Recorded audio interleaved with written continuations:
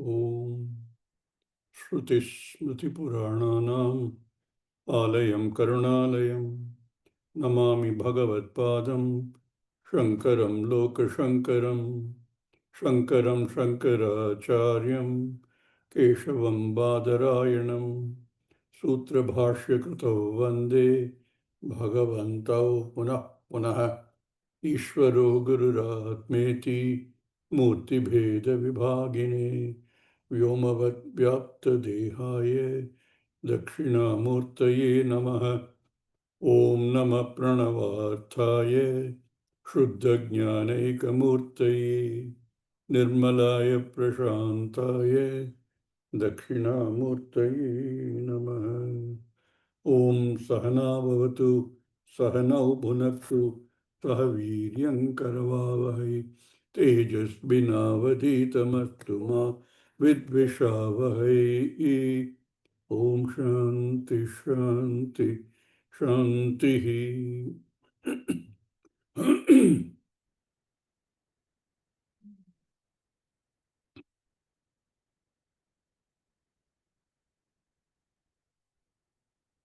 The week before,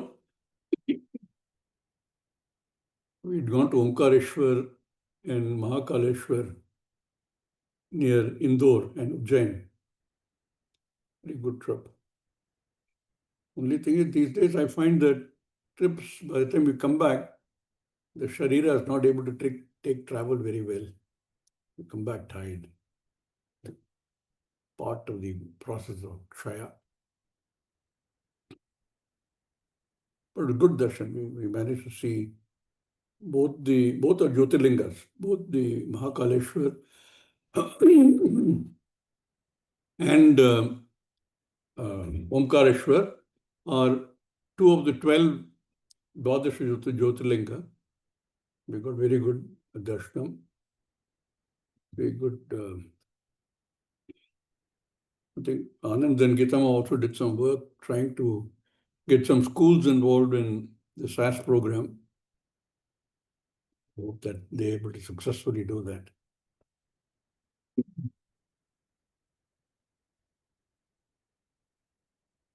Okay.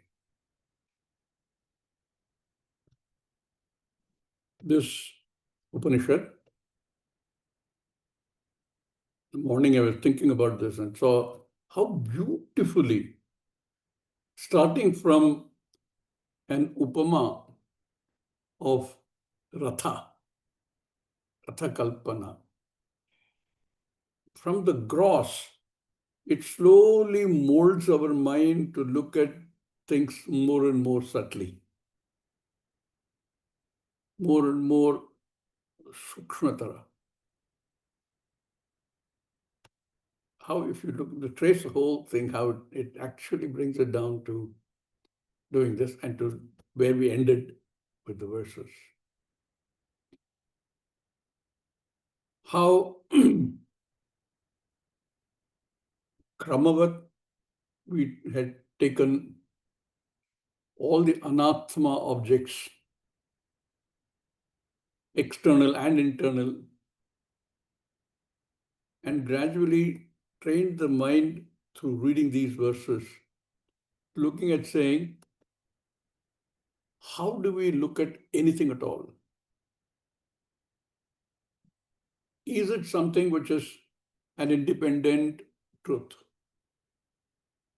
Or can we examine it a little more closely and see either it is an assemblage, a conglomeration of a number of parts, and therefore has no existence as an individual composite.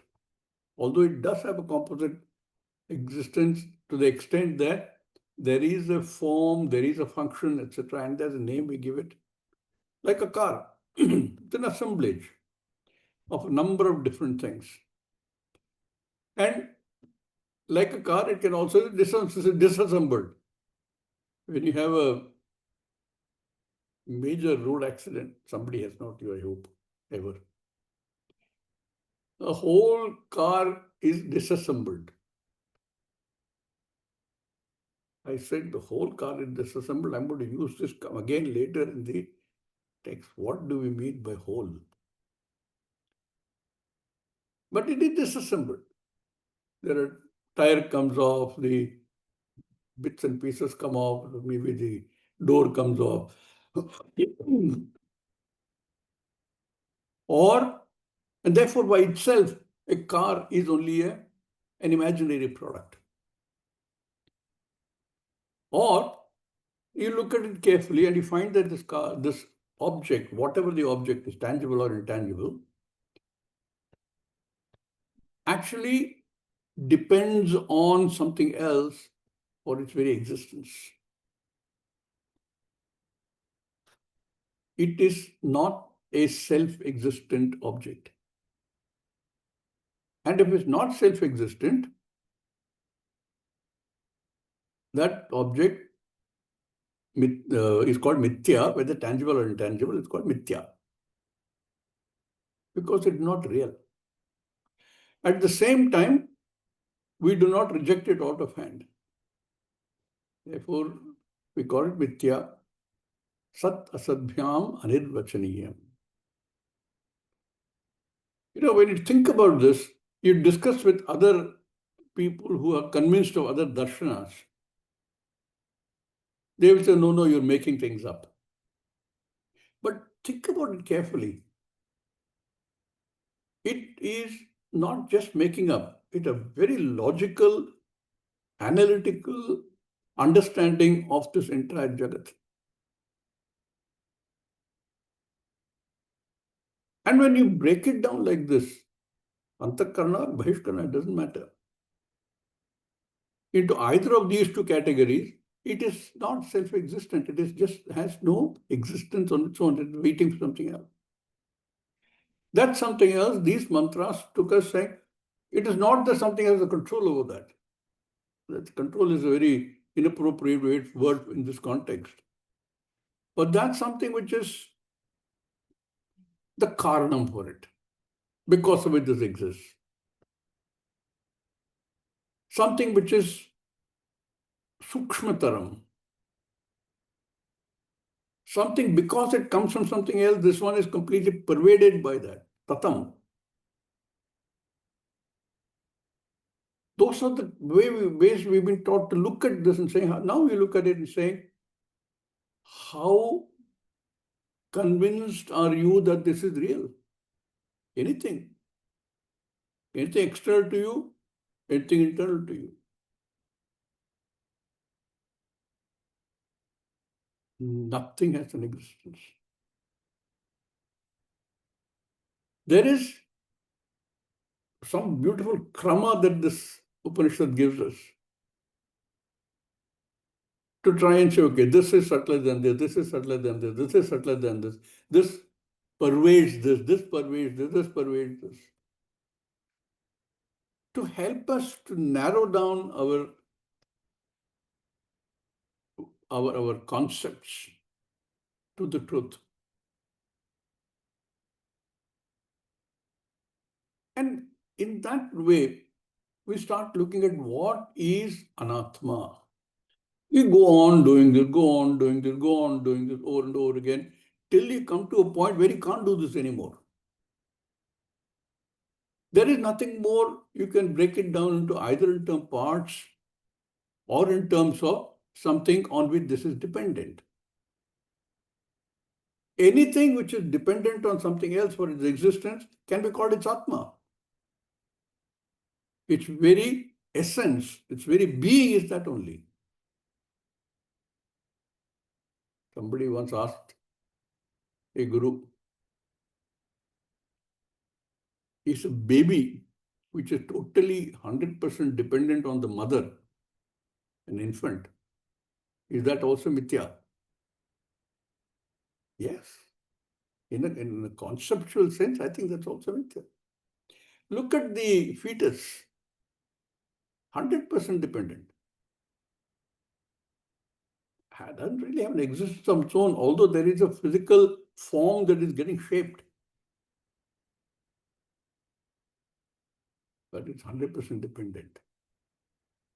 That's why when the baby is born also, that cord, although you cut the umbilical cord, that connection with the Janani remains as the connection to Ishvara. Ishvara is Sarvam. That remains at least for some time. Therefore, the Shastra, step by step, the idea is not that things form step by step. Therefore, this comes from this, this comes from this. It is not even that the Panchabhutas come one from the other. Everything comes only from one reality. But for the purpose of sharpening our brain, make it more subtle. Sukrita Buddhi, you saw this. Acharya had talked about saying it is not available for asanskrita Buddhi. Samyakkritam Buddhi, that which is well done, that which is prepared very well, that which is prepared in such a fashion that it is ready for that knowledge. And for that, all the karma that you have to do, Shastra tells you what to do. And this process that has been beautifully brought here to the point of saying you come to the ultimate point where there is, you reach the point where there's nowhere more to go. There is nothing more after that. Sa kashta, sa paragatihi, sa purusha. That ultimate truth, consciousness. Sometimes I've heard people call this universal consciousness. I'm not very happy with that phrase. But consciousness, it is Chaitanyam. That Chaitanyam Ahameva. So we've been looking at it. And then to do this, the process also was given to us. Yached. Into one you resolve the other. Like I said, it's not krama. It is not that from the Brahman came Akasha, the subtle Akasha as the first object. In fact, before that, Brahman came first. Brahman, this form of Brahmaji, Prathamaja. Concept. From there came all the Panchabhutas, the subtle form, but in the form of Akasha, Vayu, Agni, Apaha, and Prithvi. It is not that, although there is a sequence to it, one has to understand that everything, there is only Brahman. So although we say, for example, that from the Akasha came Vayu, from the Vayu came Agni, etc., perhaps a more appropriate way of saying it is, from that Brahman in the form of Akasha came Vayu. Everything came only from Brahman. Because there is only Brahman. Akasha is also Mithya. Anything that came after Brahman is Mithya. It cannot produce anything. Therefore, this kind of an exercise we've been doing the last few sessions of looking at how you do pravilapanam, how you resolve one into the other and try and understand that everything in this jagat gets gradually resolved into something else because it has no existence of its own. And that something else also resolves into something else. And we have these beautiful examples we have seen of how, and I like the examples of unstitched cloth rather than stitched clothes. An angavastram, a handkerchief, whatever else, resolves into the fabric. There is no angavastram. There is no veshti. There is only fabric. And at some point, the Shastra teaches us to look at saying, okay, you look at, start from looking individual, because that is where individual we look at, and say an individual Angavastram of mine, which resolves into its fabric. At some point, whether at the level of fabric, whether the level of yarn, whether the level of fiber, or whatever, at whatever level, you can also look at the samashti. Because every vyashti resolves into the samashti. Everything resolves into the samashti. That samashti, which is everything, be it called Ishvara. Yena sarvam idam tatam. Avinashit tad vidhi, yena sarvam idam tatam. Everything is, every vyashti, individual at any level you take, resolves into its samashti. And all samashtis together, if you want, the samashti of all samashtis is Ishvara.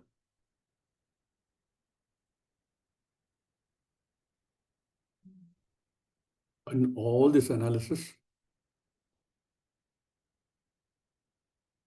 I start by looking at saying, I, the object, I, the subject, is trying to understand how this krama works. I, the subject, is trying to understand how this vyashti and samashti works. But at some point, I have to understand, I, the subject that I'm talking about in the beginning, is also vyashti, also resolves into the samashti. There is nothing other than Ishvara. And when something is completely vyapta by Ishvara, and I am still doing the analysis that I is still there, aham is still there, where do I fix that? Because that doesn't go away, that doesn't get resolved in anything. There, finally, I have to understand that that aham is nothing but the same Atma. There's nothing to resolve. It is the same Atma.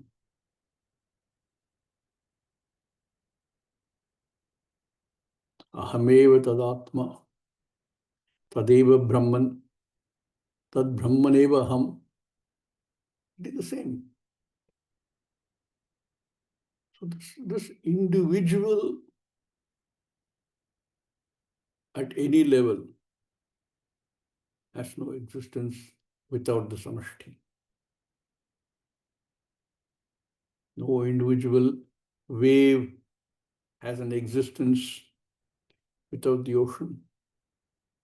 What a nice example. Then the Upanishad took us to the next step of saying, okay, how do you make this happen? You've got now already the brains prepared, the sharpness of the brain to look at this in this way has already been done. And eventually it says, you look at yourself. Vang manasi yachet.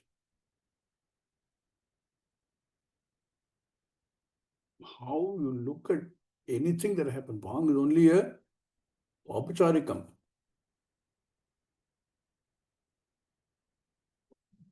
And into the manas, you resolve that. That manas into the buddhi. So you relate this to our upama, the ratha, becomes very easy to understand. And how that at this stage, Upanishad takes, okay, now you've understood this much, that the buddhi into which the manas resolves, into which all the senses resolve, itself from the vyashti resolves into the samashti, called Mahat, Hiranyagarbha. We have Virat, we have Hiranyagarbha, All this as a form of expression of the samashti. But the Virat, which is samashti sthula, also resolves into Hiranyagarbha. Entire Virat is nothing but Hiranyagarbha. That's why you have these models where we say, first came all the Sukshma Sharira, Sukshma Bhuta, Sukshma Akasha, Sukshma Vayu, Sukshma Agni, Ityadi. And through a process, they all become Sthula. So all the Sthulas are non-self-existing. They all come from the Sukshma, which in itself comes as a product of Atma. So even as you read this and reread this and look at your notes again, see how wonderfully the Upanishad has helped us gain certain sharpness of the brain in this context. Because earlier they said only a samyak kritam buddhi can see this. And the process of samyak kritam is shown by Upanishad itself. And if one can do it oneself, that's it. One has complete charge, complete control. But Shastra recognizes that despite this wonderful method to build it up for us, to help us gain this kind of Samskrita Buddhi, we still need help. We still need to study. We still need to look at how to do these things. To get the Samskrita Buddhi, two aspects are required. One is what the Karma Kanda tells us to do. Do this, don't do this, don't do this. Do this, you get this phala. Don't do this, you get this phala. That will help us get to that point of Samskrita Buddhi. Other is much more subtle than that, which is what the Upanishad has been trying to do for us.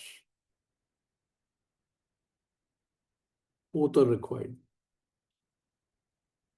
Both are designed to remove all that the Ajnanam has done for us over many lives.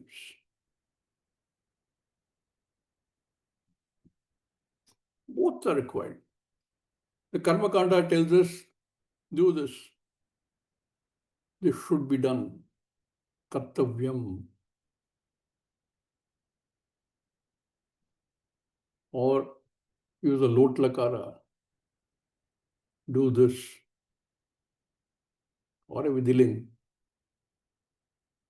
Tavya pratyaya.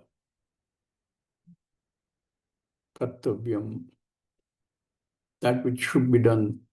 Goes back to saying when you're a karma yogi, you have kartavyam. That which should be done, not because you like it or don't, because you don't like it, you don't do it, because it is to be done.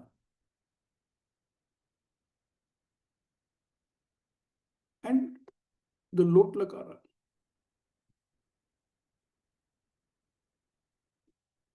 Vedo nityam adhiyatam, lot lakara. Taduditam karma svanushthiyatam. Follow the karma that arises from the reading of the Upanishad or of your Veda. Lot lakara. At some point, even here, when we get the jnanam as the basis, we have a jigyasa to know, a desire to know. So many times people say, Swamiji, what do I do to know? So this Upanishad brought us to this point of saying, this is what you do. Yached vang manasi prajna. Having then, before that, gone through the whole process of resolving one into the other, do this. And it is not a physical process. Clearly, it is a thinking process.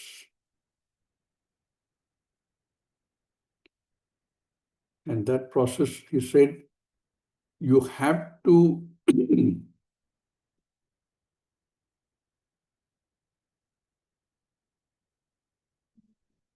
prepare your mind,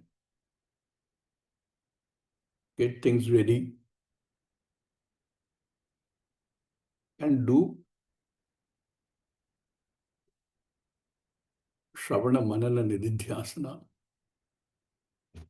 So even our Upanishad tells us, Atmavare Drashtavya. You have to see, you have to know, you have to understand Atma. And how do you do it? Atmavare Shrotavya, Mantavya, Nididhyasitavya, Tabya Pratyaya. All of them. Like Kartavya, you have to be doing these to get there.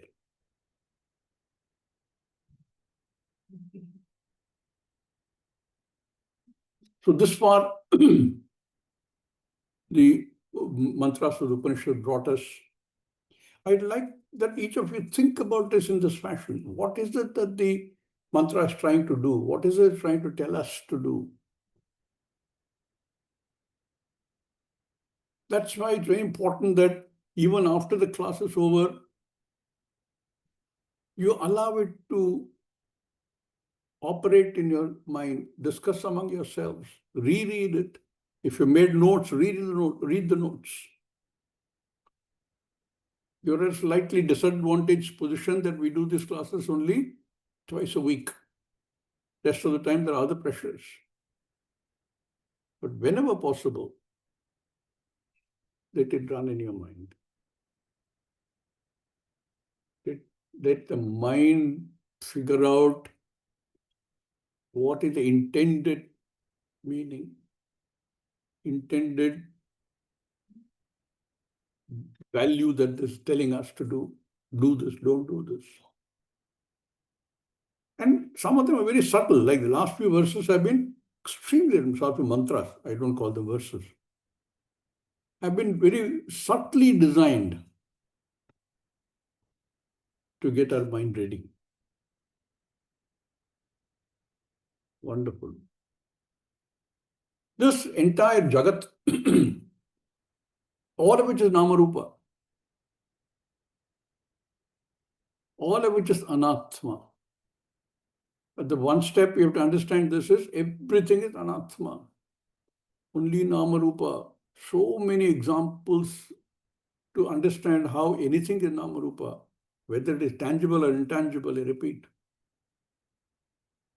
In Namarupa means word and its meaning, no more than that. And the purpose for which the word or the object has been constructed.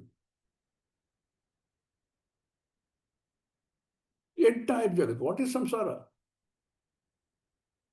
There is only,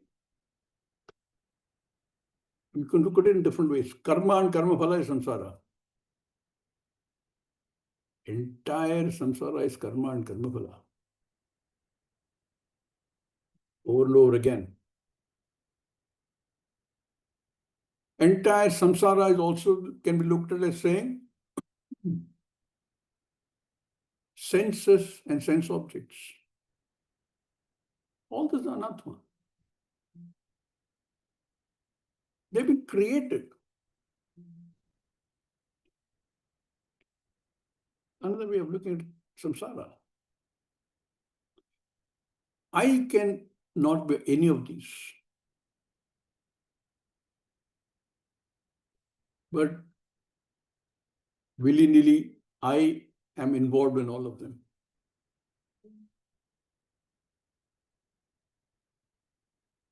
everything in the samsara is only some form of karma, karya. And that karya you have a doer who is doing a type of karma. It constitutes the entire jagat, the doer and object of doing. There are a lot of ancillaries to it, all the karakas. With what are you doing? Why? For whose benefit are you doing? From where are you doing? Where does it originate? Then there is sambandha, which is not a karaka really. And there is the locative. All these are karakas. But really there is a karma and a karta. Samsara, taken care of. Karma, karma phala, taken care of. So when you look at the whole samsara and say, all this is only anatma, mithya, non-self-existing, something which I cannot be, then you begin to understand that I have to look deeper into that. Despite all the day-to-day pressures, I have to look at this in depth, which means I have to continuously do Shravanam and Mananam. So Upanishad, towards the end of the third Valli now of the first Adhyaya, has brought us to the point where the mind is well prepared, is ready.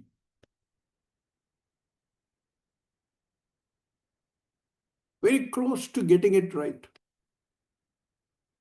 If one has done all that the Upanishad has been telling us to do, we've been doing, we should be very close. Almost there.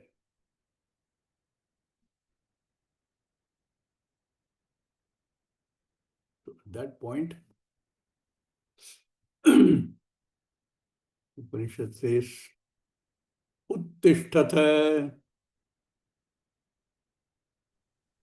Uttishthata.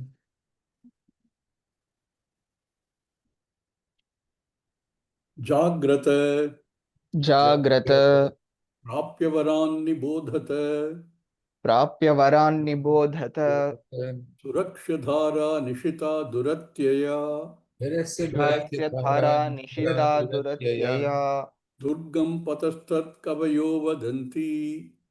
Durgam patastat kavayo vadanti. Uttishta jagrata. I suppose Swami Vivekananda picked up these from here and added his own after that. Uttishta jagrata. Really encouraging us. The time has come for you to really recognize yourself and get out of the stupor, this sleepy lethargy that we've all got into. It's not easy. The moment you want to do that, there is apprehension. You should ask people who decide to take sannyasa, how many of you are absolutely certain that that's the way to go? Really, you should take sannyasa only when you are absolutely certain, no doubt at all. But in many cases, doubt persists. My God, all this, I'm going to drop and get into this seeking of this knowledge 100% of the time. Am I doing the right thing? What about people, some of the other people who have been looking up to me? There always be doubts. But having prepared oneself to that level, one is almost ready. One is looking at this knowledge and saying, this is it. This is infinite. This is Purnatva. Nothing else comes even close. Even something which is a trillion is just as far away from this Purnatvam as 10 is. So it says, get yourself ready for Jnana Yogyata. You're almost there. Wake up. Bringing the connection from here to this next mantra, Acharya beautifully reconstructs this and talks about the connection. How the whole thing has been brought to such a subtle state of understanding by the previous mantra, and what this mantra is trying to tell us. So we can put it back, we will read the Bashyam.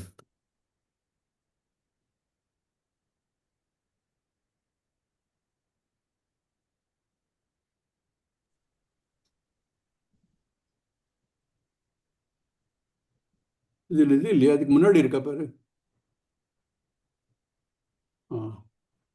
அதான் இது ஏவம் புருஷே ஆத்மனி. ஏவம் புருஷே एवं पुरुषे आत्मनि सर्वं प्रविलाप्य एवं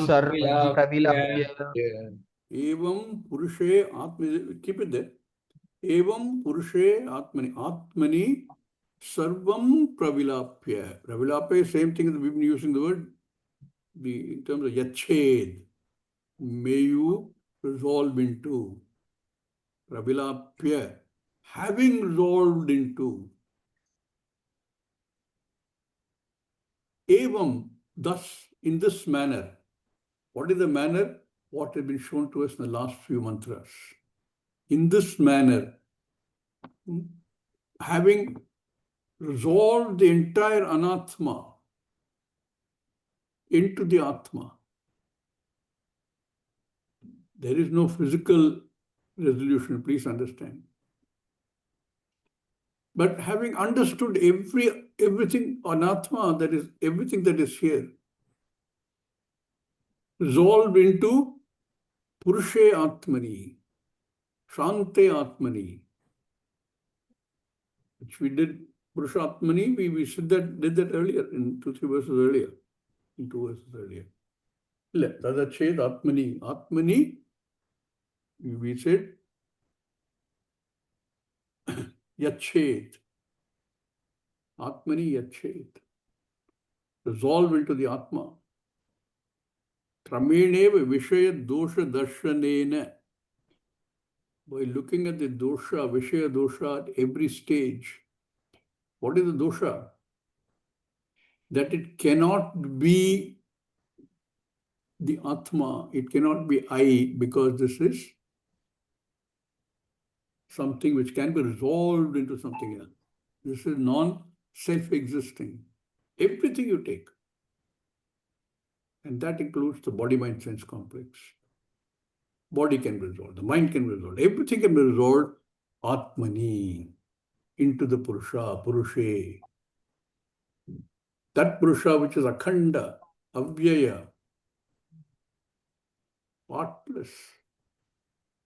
Moment you say it is a part, then it cannot be, it will be resolved to something else. It becomes an assemblage. Purushe Atmani, Pravilapya, Krameneva Vishaya Dosha Darshanena, Abhyasena Cha, and by practice. Abhyasena Cha. Here the Abhyasa is not physical Abhyasa. Physical to the extent that, like I said, you reread what you've studied, you reread your notes, you discuss.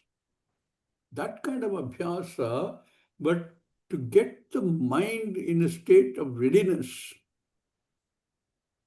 So Vishaya Dosha Darshanena, these Vishayas are either compositions of many things and therefore can be disintegrated, or non-self-existing things, therefore cannot be the truth, cannot be real.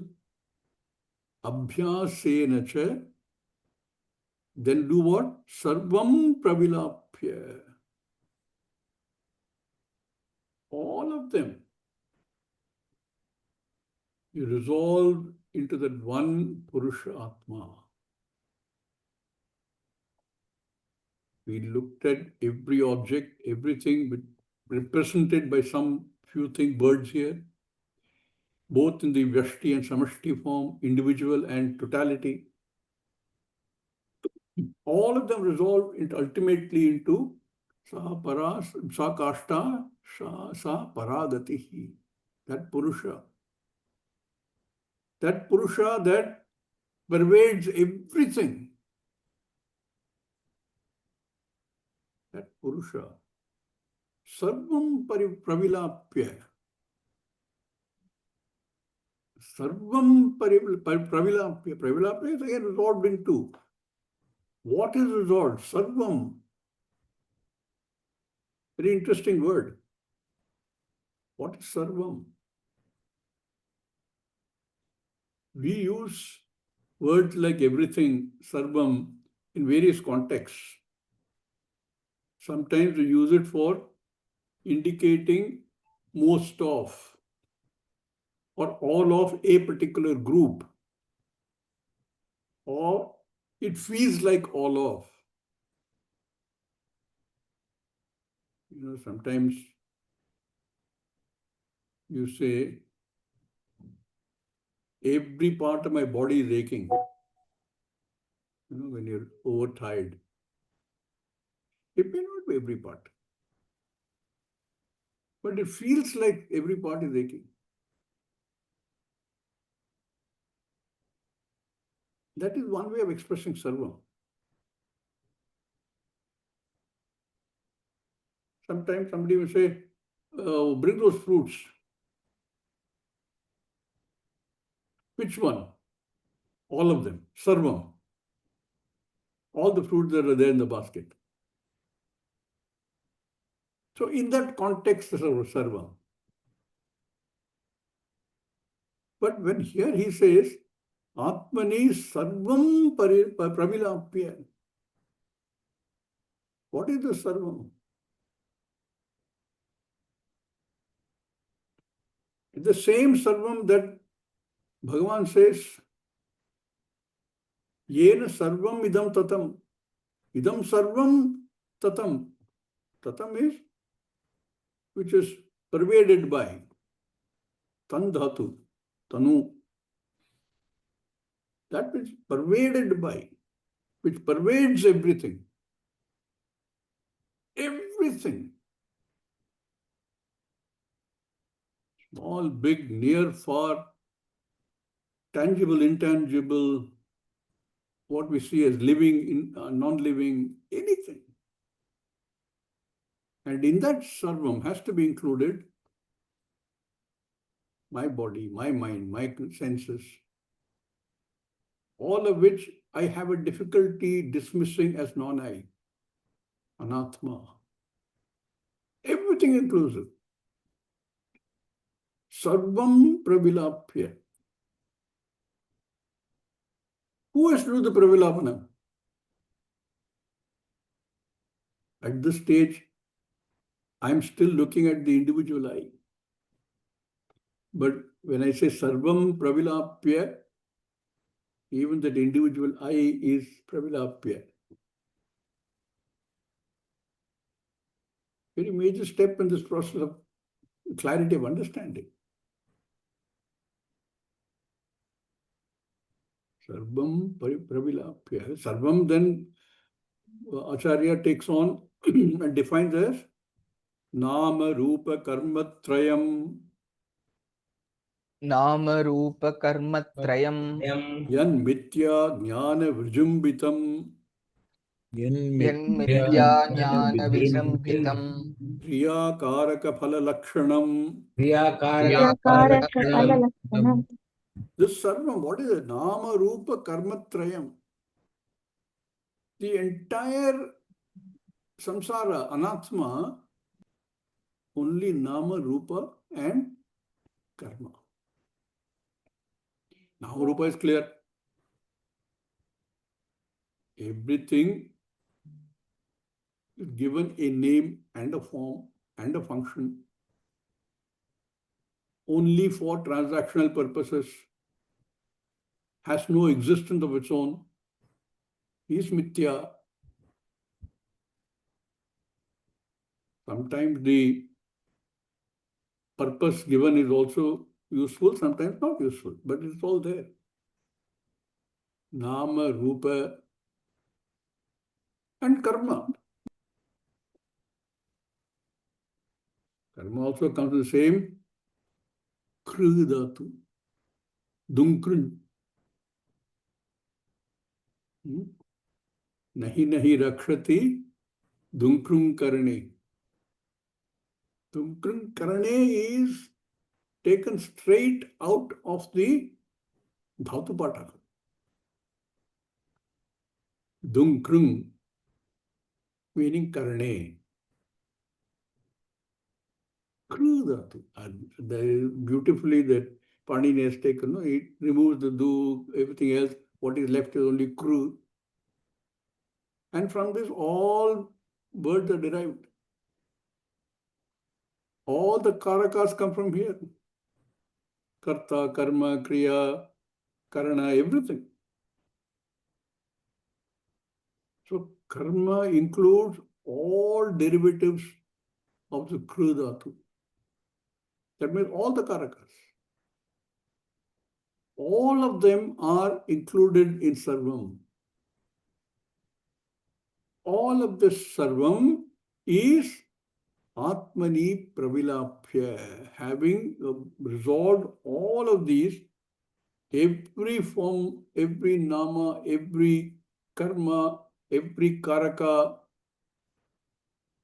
resolved into that Atma. Sarvam Atmani Pravilapya. It further defines this. Where does this come from? Yan Mithya Jnana Vijumbitam, which arises from Mithya Jnana Vijumbitam. The Mithya Jnana, you can split as Mithya, because that's also Dirgha A, Mithya Jnanam, or Mithya Ajnanam. Both are valid grammar wise. But one eventual meaning will be the same. Mithya cha Jnanancha,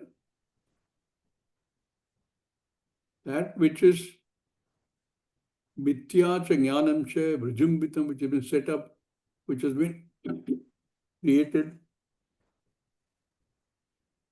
or Mithya cha Ajnanancha.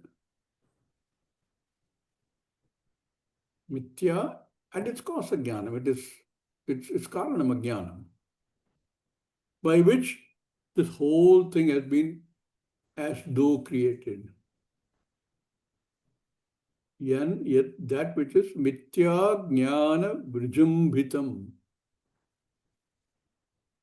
And what does it consist of? What is the lakshana of this Mithya Jnana Vrijumbitam Anatma Samsara, Anatma Prapancham? Kriya Karaka Phala Lakshanam. The whole Jagat is nothing but this. We said earlier, Nama Rupa Karma Trayam. He qualifies it by saying that which has the Lakshanam of Kriya Karaka Phalam. Karma, karma, phalam. Simple. Karma and all its associated karakas. Karma and all its associated karakas, which produce a karma phalam, which is what the whole samsara is all about. Karma, karma phalam, karma, karma phalam, karma, karma phalam, another sharira, another karma, another karma phala, another sharira, blah, blah, blah, blah, blah. That's all there is in samsara. Kriya, karaka, phala, lakshanam. What do you do with them? Purushe atmani sarvam pravilapya. Sarvam jagat, which is all karakas, all kriya, all phala, all nama, rupa, karma, everything resolved into Purusha, which pervades everything. Having done that, says, how do you do it? All this we've gone through in the previous mantras. Shastra has told us what to do. Right? Acharya takes it up. How do you do this process of resolving everything into Purusha? Evam Purushe Atmani Sarvam Pravilapya Nama Rupa Karmatrayam Yan Mithya Jnana Vrijumbitam Kriyakaraka Phala Lakshanam. How? Swatmayathatmyam Jnanena. Swatmayathatmajnanena. Swatmayathatmajnanena. Yathartham Jnanam. Yatha Atma. Atma Swarupam. Yathatmajnanena. By understanding the real nature of Atma, Brahman, I, Aham. Swatma yatatmya jnanena. By recognizing, it's only pure understanding. Atma jnanam.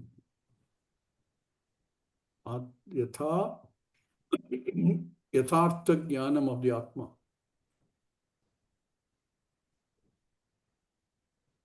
How do I do that again? I have to understand, and some examples will help me understand. Acharya takes 3 examples and says that you understand the same logic applies to this also, this entire Jagat. Those 3 examples we experience regularly in our own lives. Those 3 examples are Marit Shudaka Rajju Sarpa Gagana Malani Iva. Marichyudaka Rajju Sarpa Gagana Malaniva. One compound word. Marit Shudaka Rajju Sarpa Gagana Malani Iva. Marichyudaka Rajju Sarpa Gagana Malaniva. As you would see, Marichi and Udaka, in the example that is often quoted by the Shastra, mirage waters. In the desert, when you see mirage waters, it creates an illusion of water, as though there is water. And what is the result of that? For a person who is dying of thirst, this will propel him to run to that saying, hoping I'll get some water because I'm so thirsty, I'm in the desert. I've been wandering the desert for the last many hours. All my water is finished. So there's an action that it propels in terms of running towards it. The next example is Rajju Sarpa, where you see a snake where there's only rope. Snake doesn't exist. But this also invokes a certain action. Whereas in the previous case, the action was to run to that mirage, hoping that I'll find a small oasis, some water. Here, the action is running away from Rajju Sarpa. I see a snake. Out of fear, I run away. And therefore, I'm reacting to something which is non-existent. Like the whole Jagat, that's what we do. We react to things, all of which are mithya. Swamiji, you can also argue, even my reaction is mithya. You're right. Reaction is also transaction, it's also mithya. That's something to be understood. And Gagana Malani, Mala is impurity. There is no impurity in the space. But we see impurity as though it is impure. There's something from impurity there. These days, it's very common, no? Air pollution. Air pollution somewhere, nothing to do with the space. Everything is in space. If you argue that it is in space, everything is in space. The very nature of space to accommodate everything. So, Marichi, Udaka, Rajju, Sarpa, Gagana, Malani, Iva, like that, when we respond to these illusory world called the Mithya Jagat, we are doing only those kind of what we might see in ourselves once we understand how foolish we were. You know, a person who runs away from the snake in fear, when he recognizes the light comes on, he recognizes there's only a piece of rope lying there, he feels foolish. And say how foolish I was to run away like that. I thought it was a snake. There is no snake. Like that, we're struggling in water. Struggling all our lives. Extracting what little joy we can from life. But we continue to struggle and struggle and struggle. Experiencing a lot of dukkha and some sukha. Without recognizing that this is all not true. Yes, including my struggling is also mithya. There is no such thing. It is like the fellow who, when he wakes up from the dream and sees himself, you created yourself. You created the circumstances in which you are struggling. In that dream, you created the tiger that is chasing you in the dream, and you keep running. There's a big abyss, and you don't know how to go across. Everything you create. And that what you created creates fear, creates other reactions. So this Marichi, Udaka, Rajju, Sarpa, Gagana, Malani, Iva, we look at the world. And if we can see that non-reality of these and how they resolve into that one reality, what can we do? By understanding that each of these cases, in the first case, there's only mirage, in the second case, there is only rope, in the third case, there is only pure space. Recognizing that, recognizing the swarupa of these things, there is no further reaction. All the fear that I experienced by seeing the rope is gone. All the hope and things I saw when I saw the water in the desert is gone. Everything is gone. All the struggle that I've been seeing in that water, where I see everybody also struggling the same way, where some wise man came and tells me, hey, what are you struggling for? There is nothing to struggle. There's no water. I tell him to go away.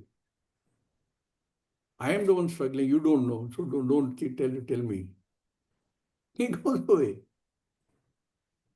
By recognizing that there is no struggle, recognizing that there is no snake.